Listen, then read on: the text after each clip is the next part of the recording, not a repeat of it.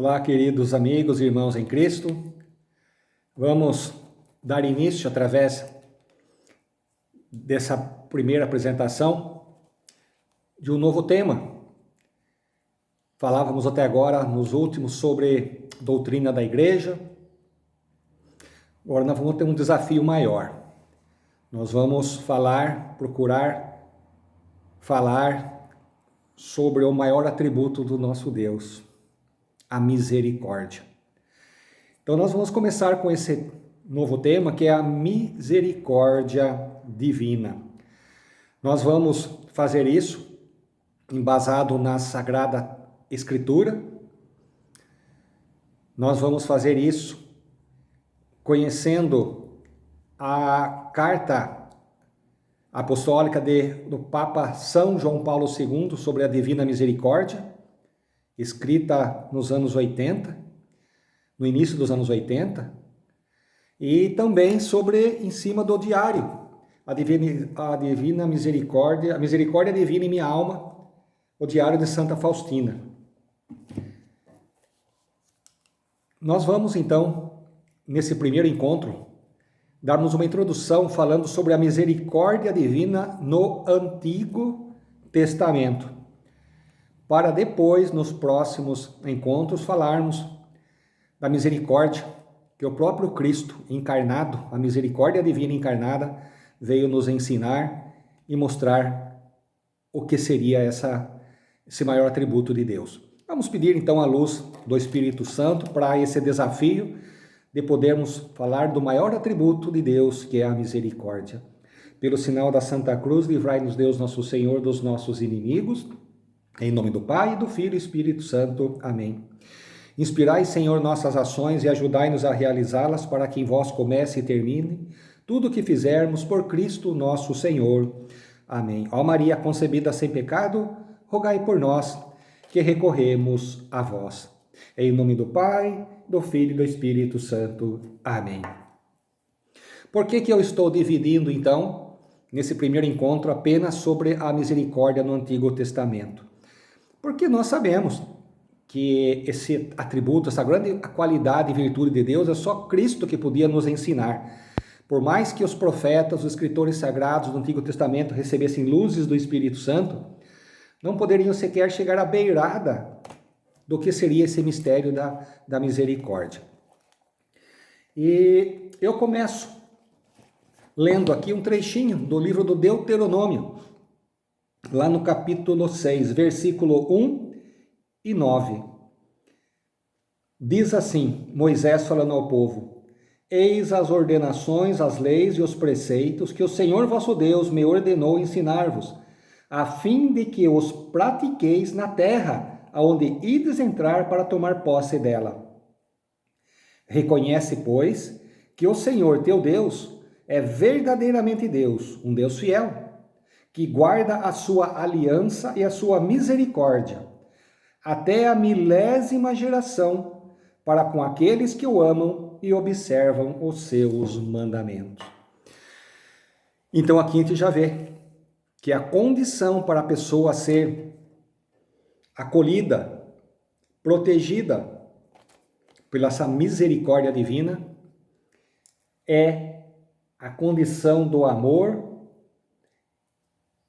e do respeito aos seus mandamentos, a obediência aos seus mandamentos. Tudo isso nos leva à questão da nossa fé, que nos faz gerar dentro de nós esse temor a Deus, em busca dessa obediência aos seus mandamentos e da prática do amor. Só que no Antigo Testamento era um povo bastante rude, um povo sem instrução, um povo que sofria muito, passou por muitas privações, muitas lutas, muitas guerras. E esse Deus que Jesus veio nos mostrar no Novo Testamento, que é assunto para os nossos próximos encontros, era desconhecido pelos antigos. Para eles, o Deus era um Deus mais da justiça, o chamado Deus dos exércitos. Aquele Deus que os defendia nas batalhas, aquele Deus que ia à frente do exército numa guerra para poderem ter as suas vitórias.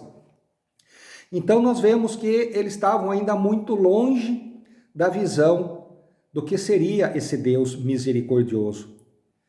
Nós vemos que Deus, para começarmos melhor essa nossa comentário, lembremos-nos que Deus construiu o mundo, fez tudo e viu que tudo era bom, e nos fez a sua imagem e semelhança, por puro amor, e nos deu o livre-arbítrio.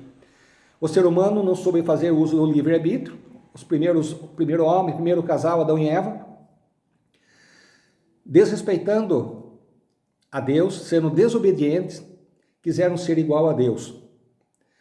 Aí veio o pecado no mundo. O homem vivia no paraíso. O que era o paraíso?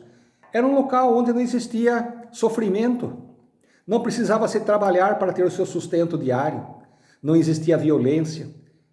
O homem foi criado imortal por Deus, sim, foi criado imortal para viver no paraíso. E Deus fez tudo para o homem. E o homem jogou isso na lata do lixo, ao ser desobediente a ele. Devido a essa desobediência a Deus, que era a única coisa que Deus pedia na obediência, que não comam daquele fruto da árvore lá do centro do paraíso, era a única condição que Deus colocou. O homem não respeitou essa única condição.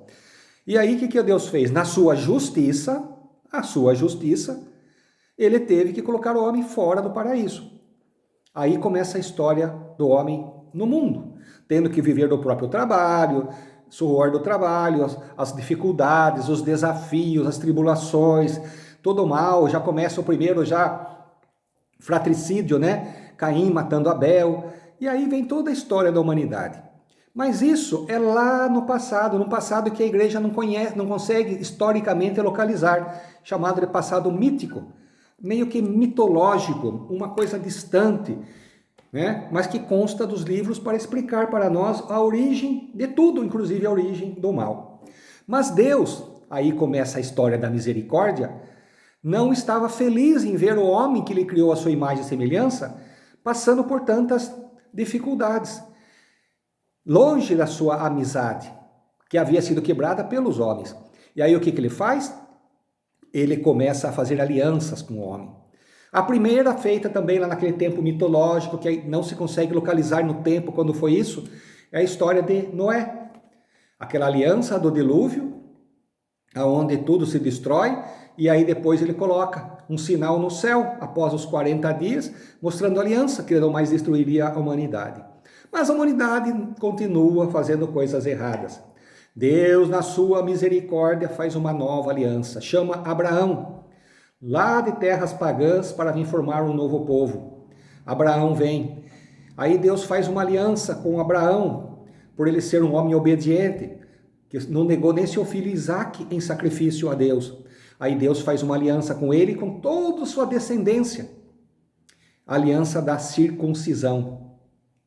Mas a humanidade continua rodando, aí vem o cativeiro no Egito, 400 anos presos. Quando Deus ouve o clamor do povo, chama Moisés. Pela sua misericórdia, ele pede para Moisés ir lá, tirar o povo da escravidão e levar ele para a terra prometida, que era na Palestina. No meio do caminho, apesar de tantos murmúrios e reclamações do povo lá no deserto, Deus ouve as intercessões de Moisés, manda o maná, manda a água da rocha, e aí faz os 10 mandamentos. O último aliança no Antigo Testamento, que todos nós conhecemos. E aí vem toda a história do Antigo Testamento, até Cristo vir e ser feita a nova e eterna e última aliança com os homens. Na aliança, no sacrifício de Cristo na cruz, conforme celebramos na Semana Santa há uma semana atrás. Então, meus irmãos, nós vemos que Deus, apesar do povo ter uma visão dele apenas como um Deus onipotente, sim, mas um Deus bravo, um Deus dos trovões, um Deus que tremia as montanhas quando Moisés subia, que ninguém podia se aproximar dos pés das montanhas, que senão teria exterminado.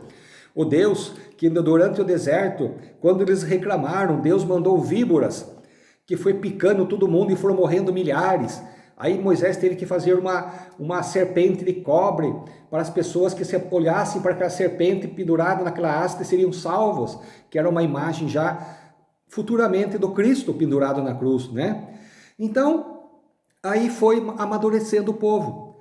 Vieram os reis, vieram os profetas que falaram da misericórdia, mas sempre o braço poderoso de Deus era maior que a sua misericórdia. Aí começa a surgir outras passagens. Os salmistas começam a cantar as misericórdias divinas. Assim como nós temos no Salmo 117, temos também lá no Salmo 135, aonde se fala, começa assim: louvai o Senhor porque Ele é bom, porque eterna é a sua misericórdia. Louvai o Senhor dos senhores, porque sua misericórdia é eterna. E assim vai, até o 26. Louvai o Deus do céu, porque sua misericórdia é eterna. Então já existia, depois de algum tempo, no meio do povo, uma compreensão maior de que Deus era justo, sim, mas também era misericordioso. Então o povo foi começando a se preparar para a vinda do Filho de Deus no meio dos homens, que era a misericórdia encarnada. Porque se Jesus veio com o povo apenas com a visão antiga de um Deus onipotente, o Deus que ninguém podia se aproximar, tocar a base da montanha, olhar para ele que seria destruído, lembra a Arca da Aliança quando estava sendo transportada? Com o rei Davi, vieram pessoas cantando na frente e tal, de repente a arca dá uma balançada que estavam trazendo no ombro, as pessoas tentam segurar, o que acontece? Por esse movimento caem mortos, porque não podia se aproximar da arca. Então era a visão do povo. Você vai até esse ponto e Jesus vem ao mundo, meu Deus, Jesus precisaria passar 300 anos na terra para poder mexer na cabeça do povo e ver que eles têm uma visão errada de Deus. Agora, querer dizer que Jesus é misericórdia e apenas misericórdia, sem justiça, também esqueçam, tá? Sim, porque a justiça de Deus sem misericórdia, poderíamos dizer que é um Deus rude, um Deus impiedoso, porque Ele sabe das nossas fraquezas, mas não, junto com a sua justiça caminha a misericórdia. Se falassem que Deus é apenas misericórdia, como alguns por aí falam, não, Deus é misericórdia, e misericordioso, peraí. Sim, Deus é misericordioso, mas também é justo. É justo. As duas caminham ao mesmo lado. Porque um Deus só misericordioso e não justo seria um Deus fraco, um Deus omisso. Então Deus é justo e misericordioso. Como nós cantamos em vários salmos, Deus é bondade, compaixão, justiça, perdão e misericórdia. Aí se completa a visão de Deus, que aí vem também vários outros profetas, Samuel, Miqueias, Zacarias falam da misericórdia, o livro dos Provérbios falam sobre a misericórdia de Deus. E aí, meus irmãos, nós vamos nos preparando então, depois de ter dado essa pincelada sobre a misericórdia divina no Antigo Testamento, nos preparar para no próximo encontro falarmos sobre o Novo Testamento, quando a misericórdia veio habitar entre nós, o Deus conosco, o Emmanuel. E aí sim, esse maior atributo de Deus vai dar sentido a essa frase, da misericórdia. Lembrando que a misericórdia, meus irmãos, é um sentimento de compaixão pela miséria alheia. Compaixão é compartilhar a dor do outro. E a misericórdia é esse atributo que gera um sentimento de compaixão, uma atitude, um sentimento com atitude em direção ao irmão que sofre. Queridos irmãos, para encerrar, eu deixo com vocês essa pérola desse versículo que está lá em Eclesiástico, capítulo 35, versículo 26.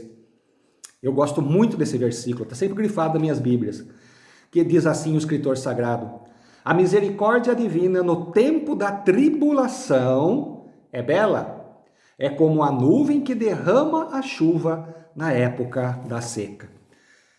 Fiquem com Deus e sob a proteção da Mãe da Misericórdia e até o nosso próximo encontro, falando sobre esse tema da misericórdia divina.